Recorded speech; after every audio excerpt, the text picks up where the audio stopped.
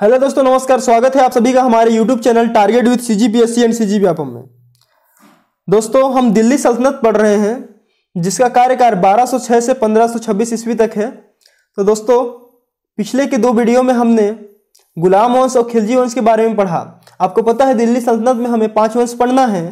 पहला है गुलाम, दूसरा है खिलजी, तीसरा तुगलक वंश और चौथा है आपका सैयद वंश और पांचवा है लोदी वंश।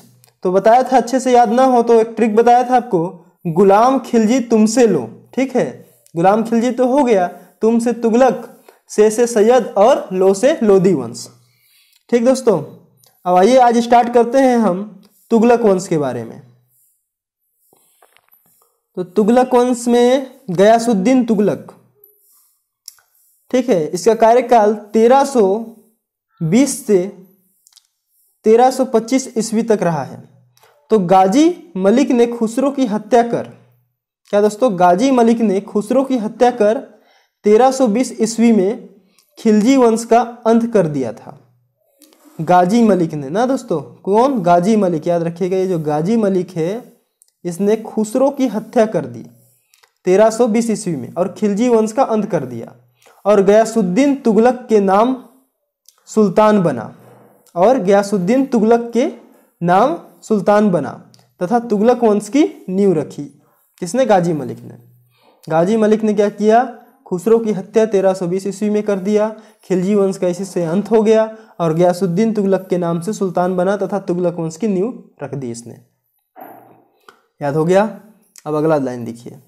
बंगाल विजय से वापसी पर उसके पुत्र गयासुद्दीन तुगलक के पुत्र जूना खान ने गयासुद्दीन का स्वागत करने हेतु एक विशाल मंडप बनवाया। ठीक दोस्तों, जब बंगाल से विजयी होकर वापस आ रहा था तब उसका जो पुत्र था जूना खान गयासुद्दीन तुगलक का, उसने उसका स्वागत करने हेतु एक विशाल मंडप बनवाया। स्वागत के समय मंडप गिर जाने से सुल्तान की मृत्यु हो गई। ये लोग, ठीक है। अब आते हैं मुहम्मद तुगलक। गयासुद्दीन तुगलक के बाद आया कौन? मुहम्मद तुगलक। तो मुहम्मद तुगलक का कार्यकाल 1325 से 1351 ईस्वी तक रहा। यह अभागा आदर्शवादी था। ठीक, अब देखते हैं। गयासुद्दीन तुगलक ने अपने पुत्र जूना खां को अपना उत्तराधिकारी घोषित किया था। अतः 1325 ईस्वी में उसकी मृत्यु के बाद जूना खां मुहम्मद बिन तुगलक के नाम से सुल्तान बना। ठीक है, जूना खान का ही नाम क्या है दोस्तों? मुहम्मद बिन तुगलक, जो कि गयासुद्दीन तुगलक का क्या था? पुत्र था। उसकी गयासुद्दीन तुगलक के मृत्यु के बाद जूना खां मुहम्मद बिन तुगलक के नाम से शासक बना। कब? 1325 ईस्वी में। अब आते हैं, मुहम्मद बिन तुगलक सल्तनत काल का सर्वाधिक विवादास्पद सुल्तान रहा। ठीक है, मुहम्मद बिन तुगलक सल्तनत काल का सर्वाधिक विवादास्पद सुल्तान रहा। विवादों से हमेशा घिरा रहा था यह सुल्तान। वह उच्च कोटि का सेनापति, विद्वान तथा न्यायप्रिय शासक था। उसने विभिन्न अभिनव प्रयोग किए, किंतु अव्यावहारिकता एवं क्रियान्वयन के दोषों के कारण उसके समस्त प्रयोग असफल सिद्ध हुए। एल्फिंस्टन ने उसे पागल सुल्तान कहा। क्या दोस्तों? एल्फिंस्टन ने जूना खां या मुहम्मद बिन तुगलक को क्या कह दिया? पागल सुल्तान कहा था। याद रखिएगा, एल्फिंस्टन ने पागल सुल्तान कहा था। किसे? जूना खान या मुहम्मद बिन तुगलक को। जबकि समकालीन इतिहासकार बर्नी ने उसे विरोधी गुणों का सम्मिश्रण बताया था। ठीक है, बर्नी इतिहासकार ने क्या बताया था? विरोधी गुणों का सम्मिश्रण। अब आते हैं 3 सर्वाधिक चर्चित योजनाएं। जूना खान या मुहम्मद बिन तुगलक की 3 चर्चित योजनाएं हैं। दोआब में कर वृद्धि, क्या? पहला दोआब में कर वृद्धि, दूसरा है दिल्ली के स्थान पर दक्षिण भारत में स्थित देवगिरी या दौलताबाद को राजधानी बनाना, तीसरा है सोने चांदी के स्थान पर तांबे के सांकेतिक सिक्कों का प्रचलन। मंगोल शासक कुबलई खान इसका सफल प्रयोग कर चुका था। इसके अलावा उसके उल्लेखनीय कार्य थे उच्च पदों पर जाति के बजाय योग्यता के आधार पर नियुक्ति, खलीफा से मान्यता एवं खुतबे व सिक्कों पर खलीफा का नाम अंकित करवाया, कुमायूं पहाड़ियों पर कराजिल अभियान निकाला था ये। अब टंजियर अफ्रीका निवासी इब्न बतूता ने मोहम्मद तुगलक के समय दिल्ली की यात्रा की। उसे सुल्तान ने दिल्ली का काजी नियुक्त किया। उसने इस काल का विवरण रेहला में दिया।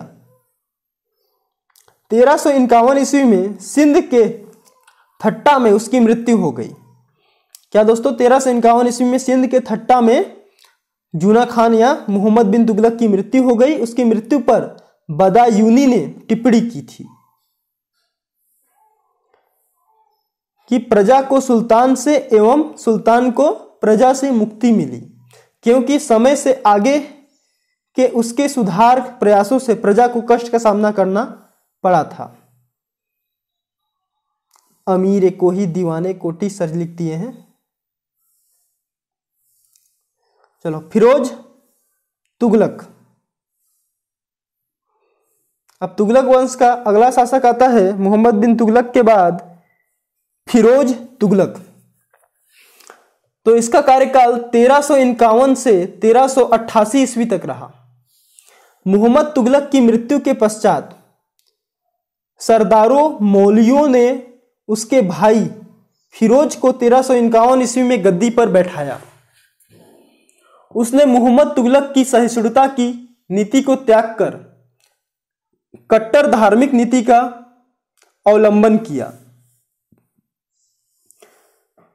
फिरोज तुगलक ब्राह्मणों पर भी जजिया लगाया तथा नगरकोट स्थित ज्वाला मंदिर को नष्ट कर दिया। उसने कर प्रणाली में सुधार किया, 23 अवांछित करों को हटा दिया तथा कुरान के अनुसार मुख्य 4 करों को वसूल किया। ये 4 कर थे जजिया, जकात, खिराज तथा खम्स। उसने अनेक नहरों का निर्माण करवाया। किसने? फिरोज शाह तुगलक ने अनेक नहरों का निर्माण करवाया और सिंचित भूमि से सर्ब नामक सिंचाई कर दिया तथा पहली बार राज्य की वास्तविक आय जानने का प्रयास किया। हिसामुद्दीन जुनैद ने राज्य की वार्षिक आय 6.75 करोड़ टंका आंकी। हिसामुद्दीन जुनैद ने राज्य की वार्षिक आय 6.75 करोड़ टंका आंकी थी।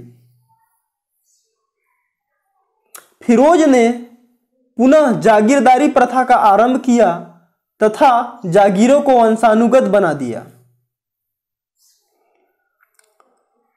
फिरोज शाह तुगलक ने सेना में एओजी प्रथा प्रारंभ की, जिससे सैनिकों का पद भी आनुवांशिक हो गया। सुल्तान को दासों से बड़ा प्रेम था। उसने दासों के लिए एक अलग विभाग दीवान ए बंदगन, क्या दोस्तों, दासों के लिए एक अलग विभाग दीवान ए बंदगन व सार्वजनिक निर्माण विभाग का गठन किया। तत्कालीन इतिहासकार बर्नी ने तारीखे फिरोज शाही की रचना की। फिरोज ने स्वयं फुतुहाते फिरोज शाही लिखा। शम्से सिराज अफीफ ने भी तारीखे फिरोज शाही लिखी। या दोस्तों, तत्कालीन इतिहासकार बर्नी ने तारीखे फिरोज शाही की रचना की और फिरोज ने स्वयं फुतुहाते फिरोज शाही लिखा है। शम्से सिराज अफीफ ने भी तारीखे फिरोज शाही लिखी है। तो ये बहुत कंफ्यूजन वाला क्वेश्चन हो सकता है दोस्तों कि बर्नी ने तो तारीखे फिरोज शाही लिखा, ठीक है, याद रखिएगा, और फिरोज शाह तुगलक ने क्या लिखा? स्वयं फुतुहाते फिरोज शाही लिखी है, ठीक है। और शम्से सिराज अफीफ ने तारीखे फिरोज शाही लिखी है, ठीक है। अब फिरोज तुगलक के शासन का मुख्य उद्देश्य प्रजा का कल्याण था। उसने अनेक चिकित्सालय खुलवाए तथा निर्धनों को आर्थिक सहायता प्रदान की। उसने शिक्षा के प्रसार के लिए मदरसे एवं मकतब खुलवाए। टोपरा तथा मेरठ से अशोक द्वारा स्थापित 2 स्तंभ, टोकरा तथा मेरठ से अशोक द्वारा स्थापित 2 स्तंभ फिरोज शाह तुगलक दिल्ली ले आया था। राज्य के खर्च पर हज की व्यवस्था करने वाला पहला भारतीय शासक फिरोज तुगलक था। दिल्ली सल्तनत के तुगलक राजवंश का अंतिम शासक नासिरुद्दीन महमूद था। क्या दोस्तों, दिल्ली सल्तनत के तुगलक राजवंश का अंतिम शासक नासिरुद्दीन महमूद था। अब देखते हैं तैमूर का आक्रमण 1398 ईस्वी में हुआ था दोस्तों। तो तैमूर मध्य एशिया का घुघताई तुर्क था। घुघताई तुर्क था। तैमूर मध्य एशिया का क्या था? घुघताई तुर्क था। उसकी राजधानी समरकंद थी। उसने 1398 ईस्वी में भारत पर आक्रमण किया। उस समय दिल्ली का सुल्तान तुगलक वंश का महमूद शाह था। उसने दिल्ली में 15 दिनों तक कत्ले आम किया तथा पश्चिमी भारत को खिज्र खां को सौंपकर वापस समरकंद लौट गया। भविष्य में तैमूर के वंशज बाबर ने भारत पर अपने अधिकार का दावा किया। मलफूजात ए तैमूरी तैमूर की आत्मकथा थी। तैमूर की आत्मकथा क्या थी दोस्तों? मलफूजात ए तैमूरी तैमूर की आत्मकथा थी। ठीक, और तैमूर के ही वंशज थे बाबर, ये भी याद रखिएगा। मलफूजात ए तैमूरी तैमूर की आत्मकथा थी। अब आते हैं दोस्तों सैयद वंश। ठीक है, तो सैयद वंश के बारे में कोई खास नहीं है, बस थोड़ा सा है इसलिए इसको बता देता हूं यहीं। खिज्र खां ने 1414 ईस्वी में सैयद वंश की नींव रखी थी दोस्तों। किसने? खिज्र खां ने। ये अपने को पैगंबर का वंशज मानते थे। इस वंश का प्रथम स्वतंत्र शासक मुबारक शाह था। वह 1421 ईस्वी में सिंहासनारूढ़ हुआ। ठीक, खिज्र खां ने 1414 ईस्वी में सैयद वंश की नींव रखी और यह अपने को पैगंबर का वंशज मानता था। इस वंश का प्रथम स्वतंत्र शासक मुबारक शाह था। 1421 ईस्वी में खिज्र खां जो है अंतिम स्वतंत्र शासक मुबारक शाह था और 1421 ईस्वी में यह सिंहासनारूढ़ हुआ, मतलब सिंहासन से हट गया। इसके बाद आता है लोधी वंश दोस्तों। तो लोधी वंश भी कोई खास बहुत बड़ा नहीं है, तो इसको भी देख लेते हैं आज की इस वीडियो में। बहलोल लोधी ने सैयद वंश के अलाउद्दीन आलम शाह को परास्त कर लोधी वंश की नींव रखी। क्या दोस्तों? बहलोल लोधी ने सैयद वंश के अलाउद्दीन आलम शाह को परास्त कर लोधी वंश की नींव रखी। इसके पूर्व के सभी सुल्तान तुर्क थे, जबकि लोधी शासक अफगान थे। जबकि लोधी शासक क्या थे? अफगान थे। बहलोल लोधी की मृत्यु 1489 ईस्वी में हुई। उसके बाद लोधी वंश का योग्यतम शासक सिकंदर लोधी सुल्तान बना। उसने शासन प्रणाली में नया प्रयोग कर द्वैध शासन प्रणाली लागू किया था। वह गुजरात के महमूद बेगड़ा तथा चित्तौड़ के राणा सांगा का समकालीन था। सिकंदर लोधी ने अनेक जन कल्याणकारी कार्य किए। श्रेष्ठ न्याय व्यवस्था स्थापित की। भूमि की वैज्ञानिक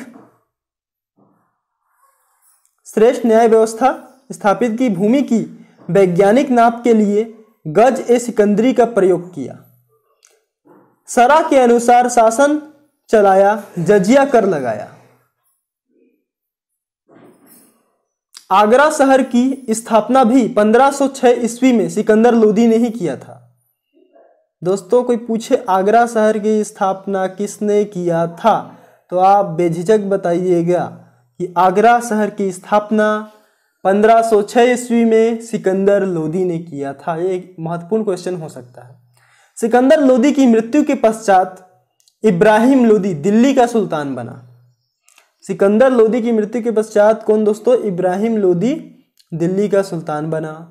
1517 से 1526 ईस्वी उसके चाचा दौलत खान ने बाबर को भारत पर आक्रमण करने हेतु आमंत्रित किया। 1517 से 1526 ईस्वी तक इब्राहिम लोदी शासक रहा। इसके बाद चाचा दौलत खान ने बाबर को भारत पर आक्रमण करने हेतु आमंत्रित किया। 1526 ईस्वी में बाबर ने इब्राहिम लोदी को पानीपत के प्रथम युद्ध में परास्त कर, ठीक है दोस्तों, 1526 ईस्वी में बाबर ने इब्राहिम लोदी को पानीपत के प्रथम युद्ध में परास्त कर डाला और लोदी वंश के साथ ही दिल्ली सल्तनत का भी अंत कर दिया। तो दिल्ली सल्तनत का अंत किसने किया, कोई पूछे तो बोलिएगा बाबर ने। किस युद्ध से, तो पानीपत के प्रथम युद्ध से, जो कि कहां 1526 ईस्वी में इब्राहिम लोदी के साथ हुआ था। इस तरह दिल्ली पर 5 राजवंशों ने 1206 से 1526 ईस्वी तक शासन किया। इसमें खिलजी वंश की कार्यावधि सबसे कम अवधि रही है, याद रखिएगा, ठीक है। खिलजी वंश की कार्यावधि क्या है, सबसे कम रही है, जबकि तुगलक वंश के शासकों ने सबसे अधिक समय तक शासन किया है। तो दोस्तों आज के इस वीडियो में बस इतना ही। जय हिंद साथियों।